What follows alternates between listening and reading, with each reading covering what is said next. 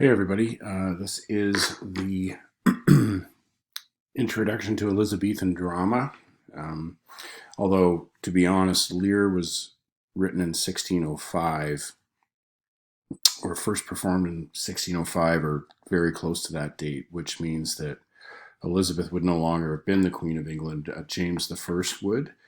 So the adjective for James is Jacobean, because James in Latin is Jacobus. So, drama in the period that King James I ruled England is called Jacobean drama, not Elizabethan drama. There's a little trivia point for those of you who want to dazzle your friends. Right, so this is a lecture you've seen before. I've given it to you at least once, probably maybe even 3 times previously. I usually use it as an introduction to any Shakespeare I do, so this may be review. I will post the keynote as a PDF afterwards as well. So let's get going.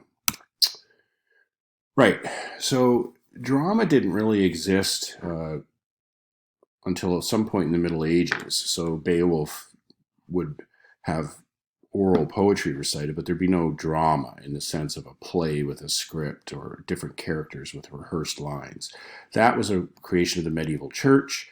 And what happened was at Easter and Christmas, the 2 biggest holidays, services would use scripted dialogues. But the actors were priests, and the point of the dialogues was to act out Bible stories. And this was largely because people were illiterate. And so even then they recognized that people learned visually as well as orally. And so they wanted to put some visual nature to the oral stories that they would have heard. As a side point too, all the services, so all the scripture they would have read or have had read to them in services would have been in Latin. And these stories would have been in the vernacular. And vernacular just means in the language of the people, the current people. So in France, the stories would be in French. In England, they'd be English. You get it. So it was also a way to tell the stories to people in their own language, tell Bible stories to people in their own language. Eventually, the dramas got longer, and they couldn't be accommodated within the church itself, and so they moved out under the front of the church steps. Eventually, that became not very efficient, and so they essentially moved into the center of the town in the market square. They'd be performed for everyone there. Eventually, as is the trend in virtually every other area of history, of culture, is secular themes begin to creep in. The religious elements of it got a little watered down, and eventually the church moved on to other things, and so we had this tradition of performing plays, and so the plays were picked up by local groups who weren't church type people, and they began to perform the plays, and they got to choose the themes. And since they weren't priests, the rest is pretty easy to figure out. So technically, as I mentioned, Elizabethan drama is plays enacted during the reign of Elizabeth, which is 1558 to 1603, but really the period usefully is much shorter than that. It's probably from the 1570s or 80s to about 1603. But technically it's 1558 to 1603. During this period, people began to go to plays in very large numbers. It was an immensely popular pastime. There were several dedicated theaters. So by this point, it was no longer the town square that was performing plays. It was no longer some local hall that was repurposed for the purpose of of showing plays. Now they were building specialized buildings such as the Blackfriars and the Rose, the Crown.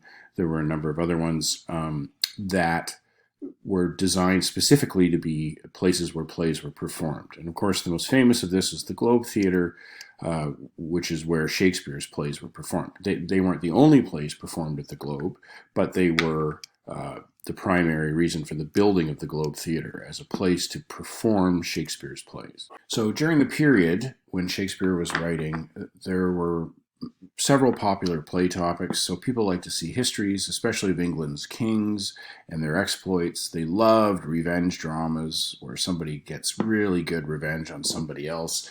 There were a lot of popular ones on that theme. And then they liked comedies. And usually they liked comedies that were a bit risque, a bit adult in nature. Not pornographic. There'd be no nudity or anything like that, but comedies that were about sex and had double-sided jokes, double entendres about sex and that sort of thing. So here, what I boiled down to be some essential facts of Elizabethan drama. Key one is plays moved away from the church and adopted secular themes, eventually becoming things that were staged in purpose-built buildings. Comedies and tragedies were very popular and very common. We're going to be reading King Lear, which is a tragedy. And tragedies involve noble characters who died because of some flaw in their character. So a tragic hero is a type of hero. He shares the characteristics of all the other heroes, including the one where he's an example. The difference would be he's an example of what not to do, usually. Well, always. So he has the interesting backstory. He has some element of him that sets him apart from other people. He has all those characteristics that I listed for you, but he also has a flaw, what's called a tragic flaw, and that flaw causes him to be an example of what not to do. But we'll talk more about the function of a tragic hero later. So tragedies had noble characters who died because of a flaw. So Hamlet's flaw was procrastination, for example. Lear's flaw is going to be something else. Comedies ended in marriage. That's actually the definition of a comedy. Any play that ends in marriage or multiple marriages is technically a comedy. It just so happened that they almost always were funny. They were full of cross-dressing characters. They were full of mistaken identity. They were full of just farcical things, like Three Stooges type things. So because comedies were always funny, the definition slowly began to be simply that any play that's funny is a comedy. Comedies were also used to directly critique English society and its rules, and often even key figures in English society. So often comedies would result in their writers being arrested for sedition, which is a type of treason, not as serious as, say, trying to murder the king, but still.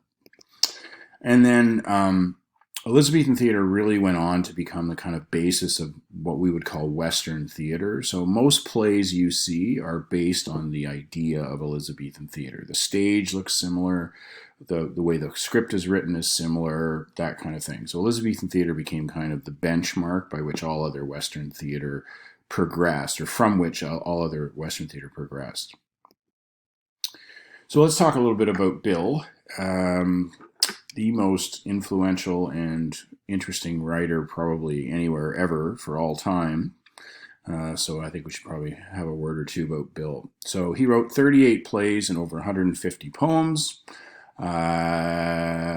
What we know is he was born in 1564, so somehow there's a typo there, for which I apologize. But anyway, he was born in 1564, and he died in 1616 in Stratford-on-Avon in England. He married a woman named Anne Hathaway, and they had 3 children. His writing period was during the late reign of Elizabeth I and into the reign of James I. That's his time period. He was an actor, and he was part of a troupe called the King's Men. Previously that, they were called the Lord Chamberlain's Men, and then when James came to the throne, since there was a king, they could become the King's Men, and they did. He wrote basically 3 types of play. He wrote history plays, he wrote tragedies, and he wrote comedies. And he wrote, as I mentioned, 38 of them. So the last thing we'll talk about is the Elizabethan stage and what it looked like, and you'll recognize the similarity to our theaters with a couple of minor exceptions. So this is a cutaway view of the Globe Theatre, which you can still see sitting by the Thames River in London, England. The one currently is the 3rd version of the theatre, the first 2 having been, I believe both of them burnt down. The first one burnt down, and I think the second one burnt down as well. But anyway, this one has not burnt down as of yet, and it was built in the 1990s. So you can see on the left side of the screen, you've got areas for wardrobe, you've got areas for all the props and what are called the tiring rooms, the tiering rooms, and this would be a permanent place where the company, in this case the King's Men, would keep all the stuff they needed to perform their plays. You have the main stage area, and the two pillars and the roof over it are known as the proscenium arch, which goes back to Greek theater. There's a trap door. There's a pit. The pit is the area on the ground where the audience would stand. So kind of mosh pit. And believe me, it could get rough there. We'll talk about that maybe at some point. And then there would be a balcony or an upper stage area where they could perform scenes like the balcony scene in Romeo and Juliet and various other things. And then the people would either stand on the ground, and that was about 1 pence to enter, 1 penny to enter. And then if people wanted to pay 2 or 3 pence, they could sit in one of the galleries, or what we might call the corporate boxes. And so really it's not that expensive by our terms, but it wouldn't have been cheap in their terms. So the upper classes and wealthier people, merchants and things, middle classes tended to sit in the galleries, and the people who were poor, laborers, etc., would stand on the ground. And of course they were prime targets for pickpockets, and all kinds of nefarious business was carried on in the pit during a play. So this is the basic structure of the play, or of the theater in Elizabethan eras, the Elizabethan era, and it is the basis for basically the way we do theater now. Our theatrical stages will jut into the audience, although because of the size of the venues that we have now, often the stage doesn't need to do that. There's lots of room to create a giant stage that doesn't take away from an area where the audience might stand. But there you have it. Here's another view of it. It's a little bit more artistically pleasing, but you'll see it has the same sorts of ideas, same sort of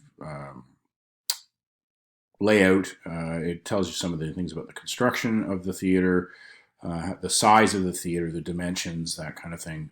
But basically, it's the same sort of idea. So there's a quick rundown of drama, Elizabethan England drama, and Shakespeare himself. So hope this has been helpful.